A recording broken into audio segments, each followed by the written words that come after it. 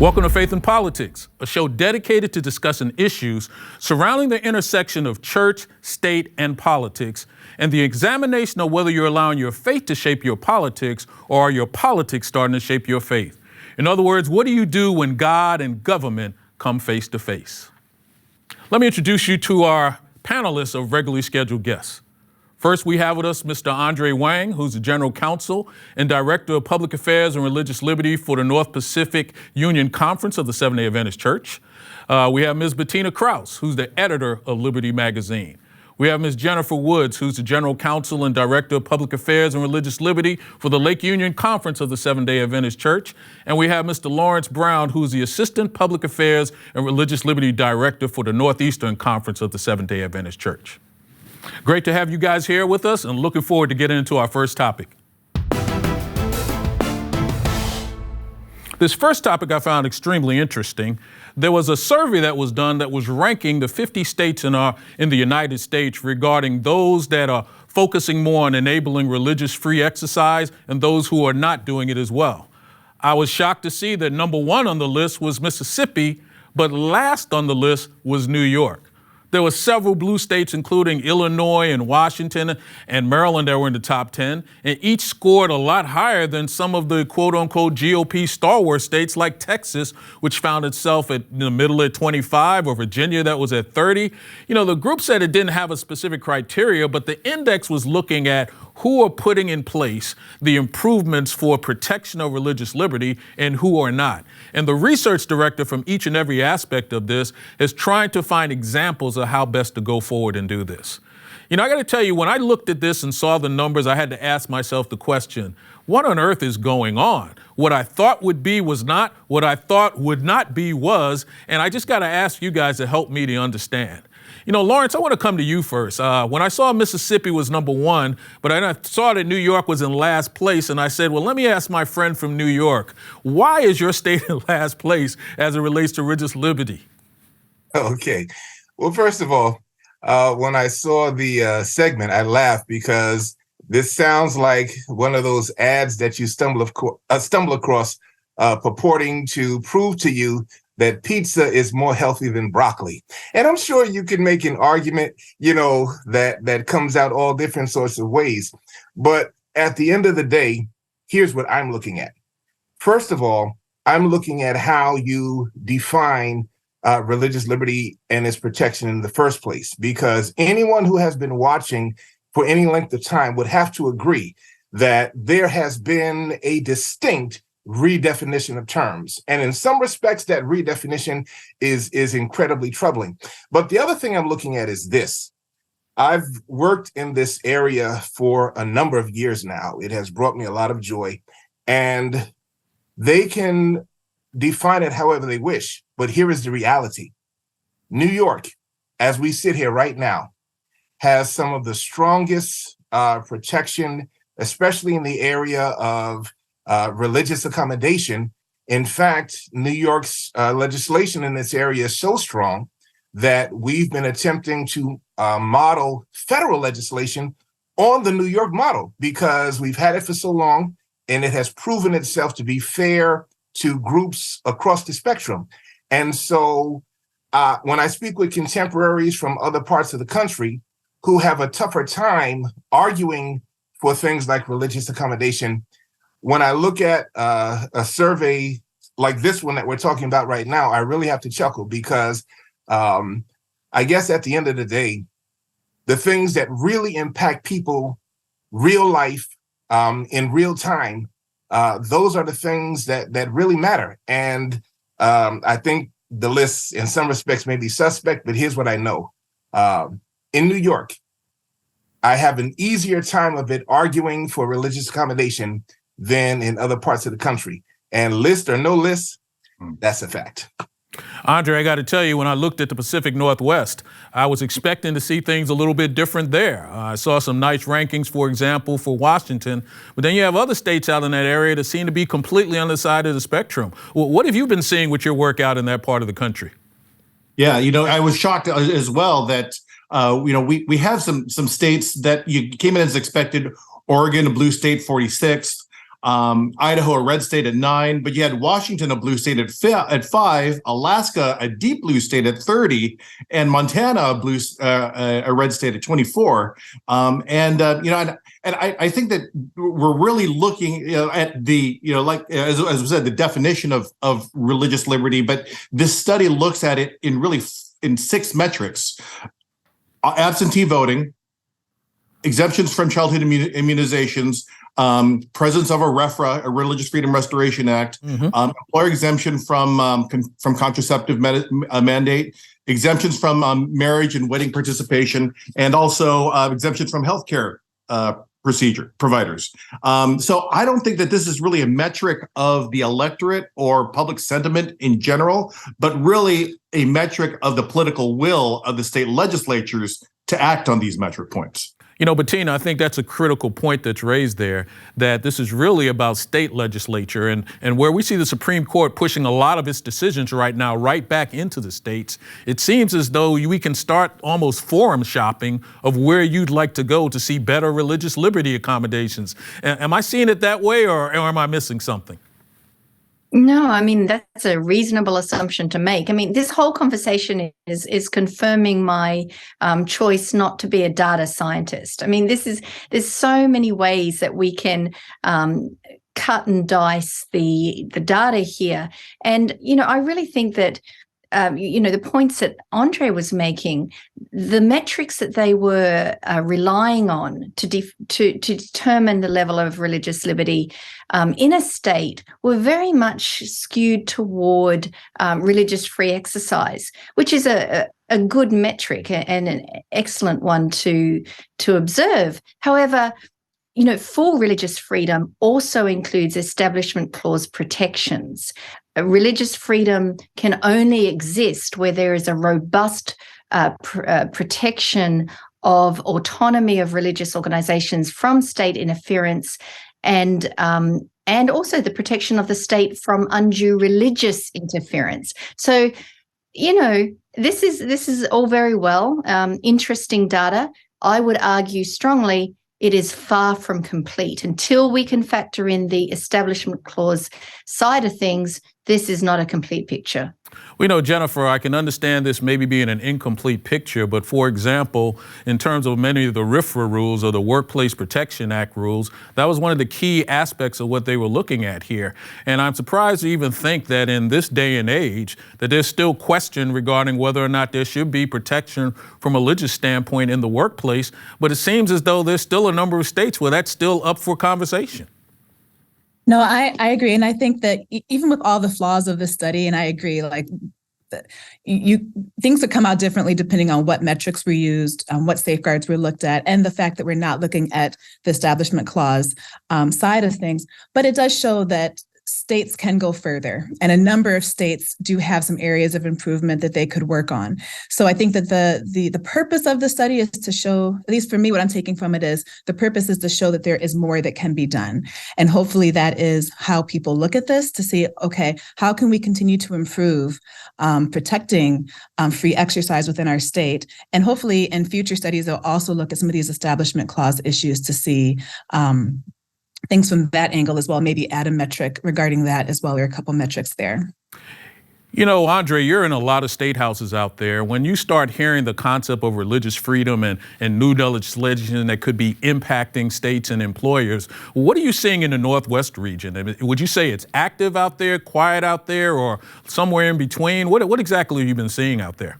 Yeah, so in some states it's a priority, and in fact that's why I was shocked about Oregon being 46, because it actually is an issue within the Capitol hallways there, and so it's a mixed bag. But I totally agree with the panel that we can't reduce this to just a few data points. It needs to be a holistic approach on this, rather than just the 6 or 7 metric points where we measure where a state stands on religious liberty. Well, Bettina, you mentioned the point about the Establishment Clause, and maybe Lawrence, you can jump in as well. How exactly would we bring that into this as being part of the equation if we're looking for a more complete picture? I think in contexts where we see a robust establishment clause protection in place, I think we see commensurate. I think we see also strong protections for religious minorities. So I think taking a look at how well religious minorities are protected under this regime would be a good place to start.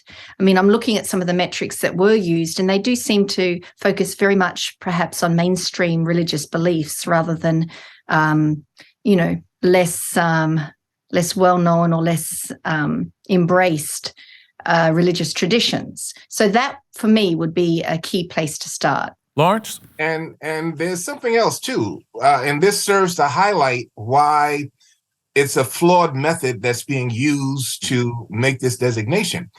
Here in New York, which if you think of states which ultimately voted to allow same-sex marriage, New York was on the earlier part of that scale as opposed to the later part of that scale. But here in New York, one of the reasons why the law finally passed in the first place is because one of the legislators was very concerned about what would happen if a religious entity was sued on the basis of not wanting to participate here. And so what New York did was what finally helped it to pass. New York has built into the legislation something that says if a religious entity is successfully sued on this basis, then it makes the law go away. So when you look at the mindset that goes into legislation here in New York and how they attempt to address certain things, to me, the metrics being used to put this survey out just fall well short of giving you a big picture or a truer picture of what's really happening on the ground within our states. But Jennifer, one of the things that I've heard from this whole metrics that's being used is that the decisions that actually help people to decide whether they move forward or not is really more of an economic decision as opposed to necessarily being a religious decision. In some ways, by allowing certain things, the economics of a jurisdiction can improve. Can you see any of that, connection as it relates to this conversation?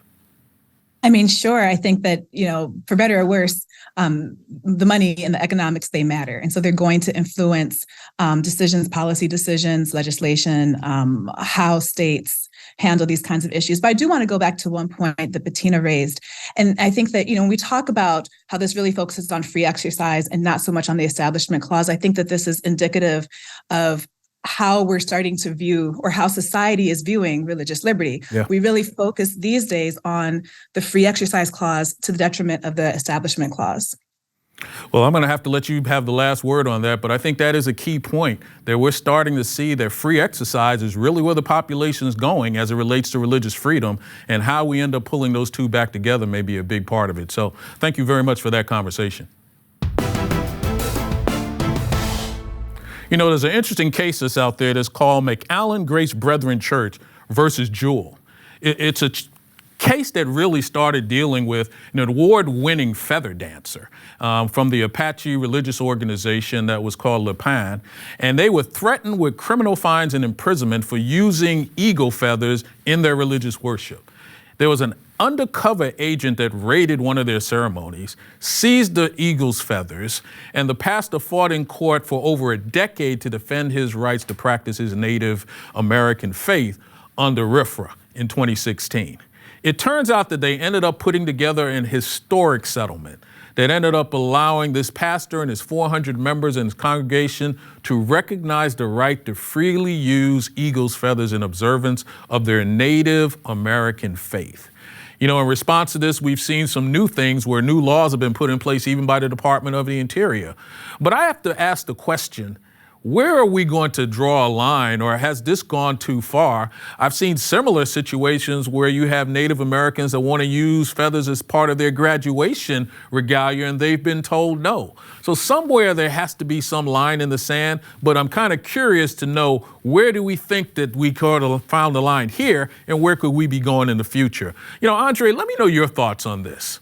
This is a very, very interesting case that goes all the way back to the early 2000s, where Pastor Robert Soto was holding a religious ceremony with these headdresses that included feathers from a bald eagle. Now, the raid was based on violation of the Endangered Species Act, because it is illegal to have feathers from a bald eagle. And by the way, the title of the operation was Operation Powwow by the government, and so the issue was that the tribe was not recognized by the government as being used for legitimate religious use, and so therefore they also didn't have a permit to hold these ceremonies with the headdresses. So over more than 10 years, this went up and was found to be in violation of the REFRA Act, and I think justifiably so. Jennifer, I got to ask you, the idea that courts or anyone would come to a decision regarding what is legitimate religion and what is not legitimate religion is a little bit kind of like off-putting to me. I mean, what are your thoughts on that? Yeah, I find it problematic. I think that, this distinction between, this tribe in particular being a state recognized tribe versus a federal recognized tribe, and that means that it gets different rights and protections is troublesome. I don't think that, there's a reason that we don't have to go through a certain test to be recognized as a religion to get a religious exemption, because we end up with situations like this where some people may be told, well, your religion really is not valid. And I feel like that's kind of what happened in this case. The tribe was told you don't get the same rights as other indigenous people simply because you haven't gone through the hoops of being federally recognized. Lawrence, I got to ask you, though, is this one of a situation where we've got to be concerned as to how far do you let somebody go? I mean, if you're in a situation where you now need tiger's tooth or you need to have, beaks from pelicans, I mean, how do we draw the line here? I mean, indigenous species, indigenous people, where do we go with this when this is all said and done? Yeah, this is one of those situations where if we let our hypothetical imaginations run wild, we can imagine a whole parade of horribles. And obviously, there's a compelling interest to make sure that we don't get carried away. For example, the whole thing with the eagle's feathers, you wonder, like the commercial says, no eagles were harmed in the production of this religious ceremony. But the fact remains that if we're not careful, you'll find people moving out of convenience as opposed to out of conviction. And for me, that's really where it gets problematic, because when you don't, like, for example, and this is completely off topic, but it serves to illustrate my point. I had people calling me asking for help getting vaccine exemptions because they, quote unquote, just weren't ready to do it right now, maybe later. Well, that's convenience. That's not conviction. And when you're dealing with issues like these, you have to have some type of a safeguard built in so that everybody is not conveniently seizing on whatever the flavor of the moment is and using it as an excuse to do what they want to do. That has never been how good government works. And so we do have a compelling interest to make sure that some type of balance, some type of structure is in place here so that this just doesn't turn into a hot mess. But having said that, it is very problematic for certain entities to try and, quote unquote, spell out what is and what isn't a religious situation. And that is even more troubling than what I just spoke about.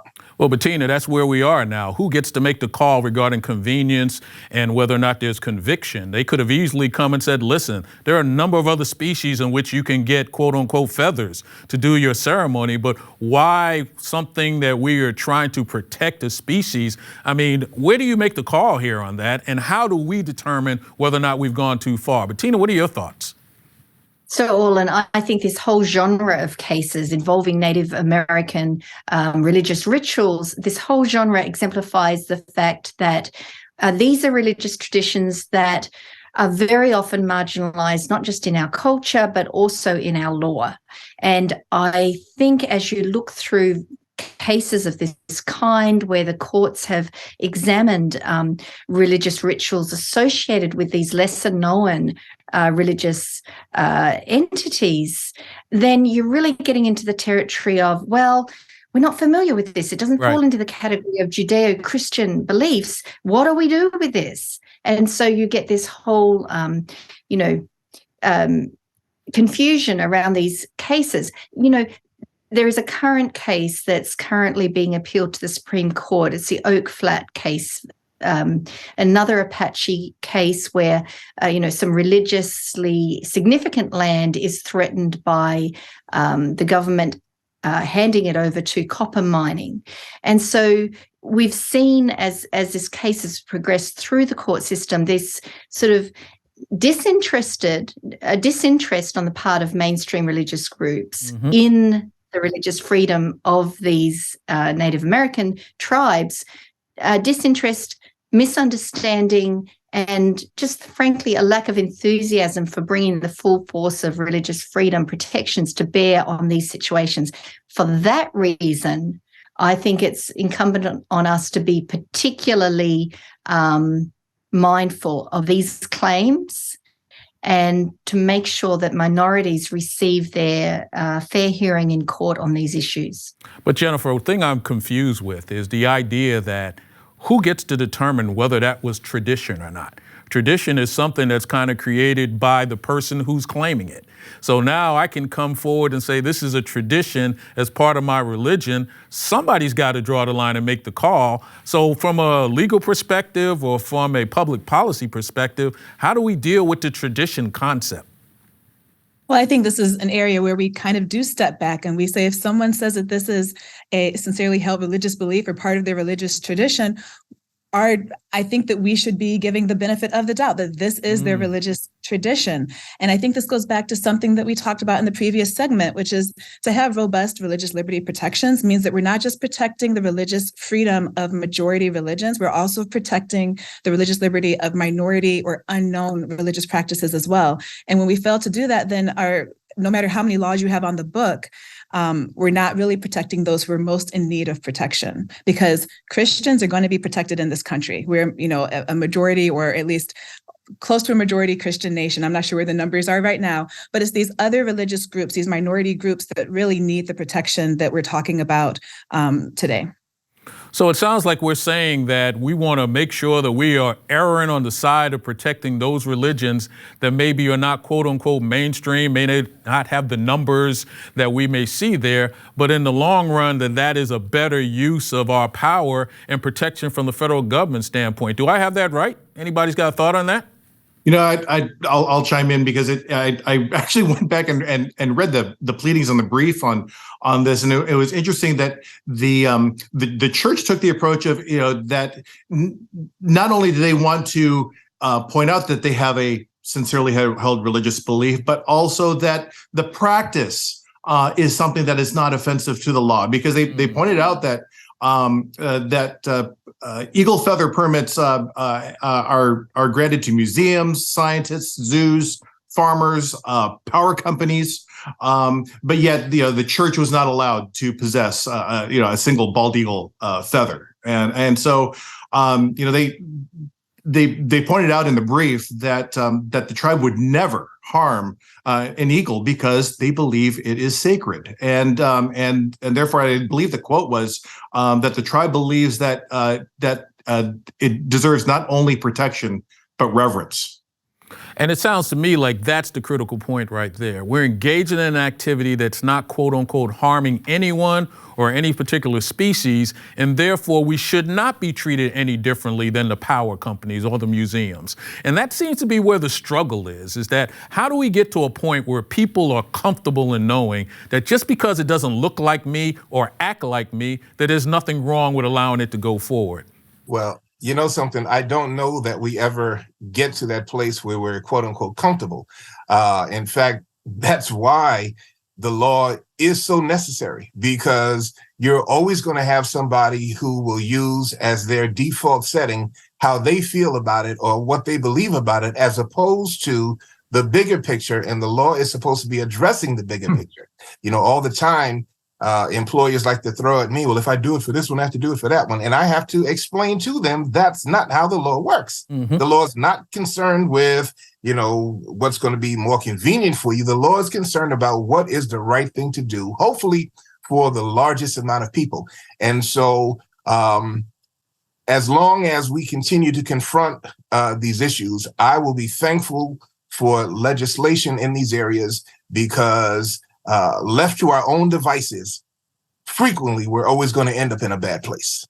And the interesting thing about this particular case is that the Department of the Interior actually put a petition for rulemaking out there, and the comments that came back in primarily supported moving forward with this. So sometimes we may think that we understand where a jurisdiction may be going, but the fact of the matter is this is really a result of the people speaking. And at the end of the day, I think that's what this should always be about. Well, thank you so much for that segment. That was a great one. Bettina, tell me something I don't know. So we've been talking about eagle feathers. Did you know that in Colorado there is a national eagle repository that daily it takes in about 30 to 40 eagle carcasses every day, and the workers there take the feathers and distribute them to some of the federally recognized tribes. So I just felt that was a really neat career path that I'd never considered. Andre, tell me something I don't know. Political prediction, with the red wave becoming a red trickle this last November, which was a repudiation of President Trump and his policies, he will not be the Republican nominee in 2024. Wow, big call there. Jennifer, tell me something I don't know. Sure. Well, did you know that in February, during the first week of February, it is World Interfaith Harmony Week, where faith communities and those with no faith engage in dialogue and discuss goodwill? Didn't know that. Lawrence, tell me something I don't know. On Amazon, you can purchase eagle feathers for $17, but a Philadelphia Eagles jersey will cost you $129. Thank you so much for that information, and looking forward to my purchasing for Christmas after that.